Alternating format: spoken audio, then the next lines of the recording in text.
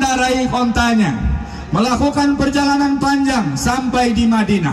Lapar dan haus dan capek, dia ingin istirahat.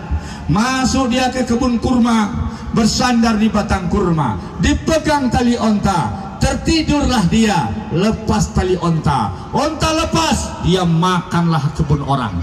Datang si pemilik kebun, marah-marah, ngamuk-ngamuk, dilemparnya ontanya dengan batu besar. Terjadi perkelahian, maka terbunuhlah si pemilik kebun oleh si pemilik onta. Umar jadi khalifah. Wah, kasus sampai ke Umar, ditangkap orang ini oleh keluarga korban, dibawa ke Umar. Hukuman adalah kisos, harus hutang nyawa dibayar nyawa, dikisos, hukum pancung. Maka ketika itu dibawa ke tempat pemancungan.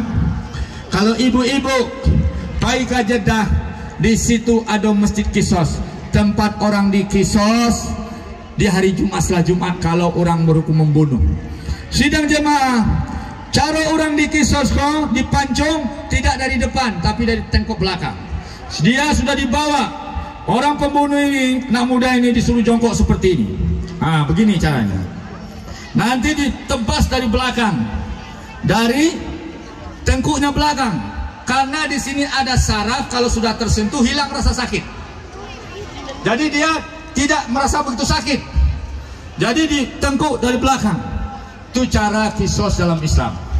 Tapi ibu-ibu bekoti bodoh mah memotong ayam dan dari kuduk loh.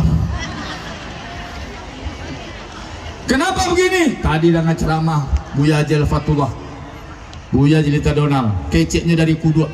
Ayam tidak pernah membunuh orang. Ya, ketika akan dipancung, tunggu dulu wahai khalifah, kata orang ini. Saya minta tangguhan 3 hari. Kenapa? Saya mohon tangguhan 3 hari. Saya menyimpan harta anak yatim di kebun saya, yang saya yang tahu. Kalau tidak saya bagikan, orang tidak tahu. Izinkan saya pulang dulu. Saya ambil harta anak yatim, saya bagikan. Setelah itu saya ke sini lagi. Kemudian kata Umar, tidak bisa. Siapa yang yakin dengan kamu? Siapa yang menjaminmu? Kalau kau ingin pergi, kau harus ada yang menjaminnya. Maka ditanya sahabat, tidak ada yang jamin. Kenapa? Nggak kenal dengan dia. Abu Zar Al-Ghifari, sahabat senior. Saya wahai khalifah, saya menjamin dia. Hai Abu Zar, kau berani menjamin dia? Iya. Tahu kau konsekuensinya? Iya. Kalau dia tidak balik, aku yang dipancung. Kau siap? Siap. Kenapa? Karena aku lihat dia orang baik. Silahkan pergi anak muda. Baiklah anak muda ke 3 hari. Setelah dibagikan harta anak yatim, nyo pamit ke istrinya. Kece istrinya kabur selalai dah. Orang awak dia punya. Kabur selalai dah. Manga mencari mati. Anak ketek-ketek, ambo kajan dulu. Sudah caliak nambo sudah babadak dulu. Kalau udah meninggal no. Kece udah jongko. Kalau ambo nak balik, nanti dipancungnya Abu Zar. Abu Zar, sahabat terkenal. Nak mungkin Umar memancungnya. Orang akan membela Abu Zar. Berartilah tambah jalai itu. Nggak usah pailai. Oh, nggak bisa. Ambo harus balik. Balik. Di sisi lain, hari terakhir zuhur nggak muncul. Istri Abu Zar lah menangis-nangis. Itulah semarang-semarang menjamin saya. Dipancung kau beko, jando ambo. Ya, lah berang lo keluarga Abu Zar sadonya. Abu Zar tegar. Asar belum datang juga. Abu Zar akhirnya dibawa ke tempat pemancungan. Ketika tangan pedang akan diayun, terdengar di ujung jalan, tunggu, saya datang. Abu Zar lega, keluarganya lega, sahabat lain pun lega. Oh, datang dia. Langsung dia peluk Abu Zar. Dia langsung jongkok, mau dipancung. Ketika pedang akan diayun, kata Umar, tunggu dulu sebentar. Hai anak muda, kenapa engkau datang lagi? Kenapa engkau tidak kabur saja? Ini kan kematian. Apa jawab anak muda ini?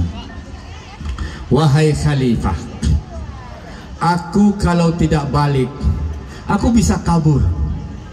Tapi aku balik karena aku khawatir kalau aku tidak menepati janji, orang-orang akan berkata sudah hilang sifat menepati janji pada umat Muhammad.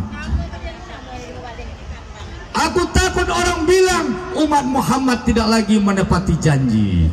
Maka dia berani berkorban demi menjaga nama baik umat. Terus, wahai Abu Dzar, kau kenapa berani menjamin dia? Kata Abu Dzar, aku sama dengan dia. Kalau aku tidak menjamin dia, aku khawatir orang-orang akan berkata sudah hilang sifat peduli pada umat Muhammad. Terakhir sidang jemaah, berteriak keluarga korban, tunggu, jangan dipancung dia. Kami telah sepakat, dia kami maafkan. Terus jika berkata Umar, kenapa kalian maafkan?